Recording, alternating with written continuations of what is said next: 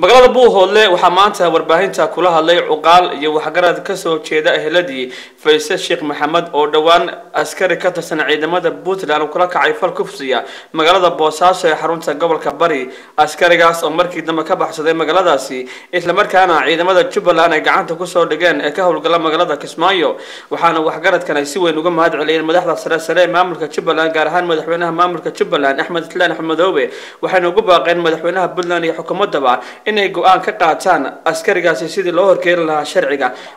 bulshooyinka u adeegaya oo magacaygu yahay Maxamed Salawaan Ciise Xaaji Maxamed Salawaan Ciise waxaan aad iyo aad uga xunahay faldambiyaadka ku dhacay Faysal Sheekh Maxamed Cabdi Xayi yaan aad uga xunahay aad baan uga xunahay inta aniga iyo inta meesha fadhiyaaba waxa ay ka xun yihiin oo cabasho ballaaran ka soo jeedinayaan gabadha waxa lagu sameeyay ee bini'aadanimada ka baxsan ee islaamnimada ka baxsan ee soomaalinimada ka baxsan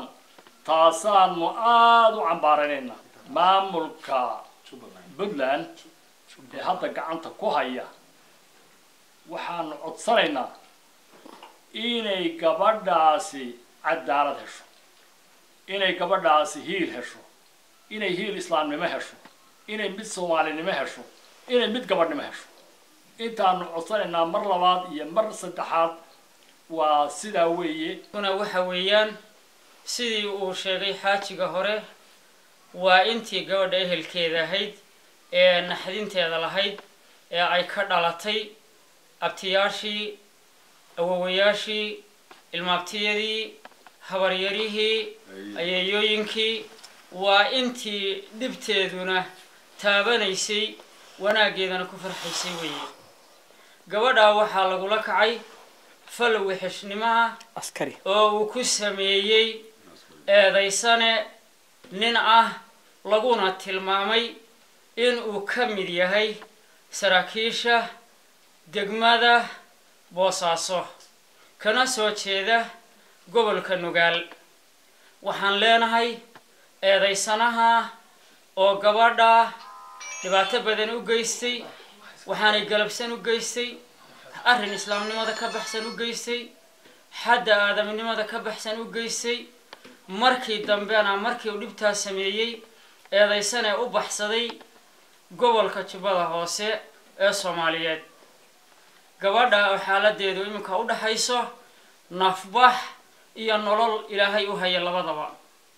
eedaysane waxa gacanta ku soo dhigay maamulka Jubbaland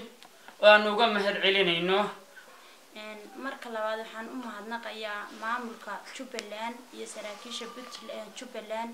waxaan cambaaraynayaa aad iyo aad uga xunahay waxay sameeyeen Puntland dawladda Puntland oo waxba ka qaban gabadha yar ee qabta 3 jimce nabarka ama 4 jimcaan ilaa hadda ayna waxba ka hadlin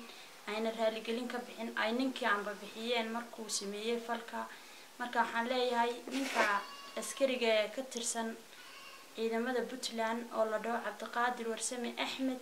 maxaan sheegay hana loo mariyo cadaaladda iyo maxaan sheegay maxkamadda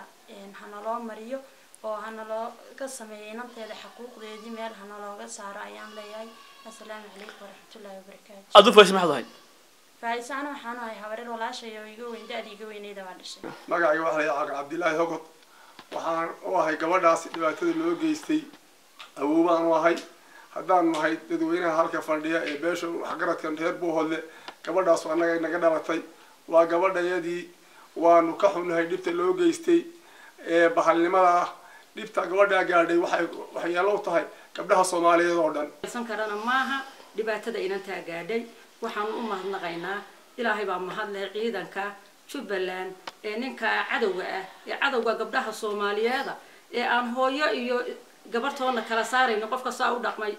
waa qof aan waxba kala saaraynin gacanta ku soo dhigay. علي عثمان فعال دكتور ورقة الفيش كعلمي اسمه نيوز مقالة Buuhoodle xarunta gobolka Cayn.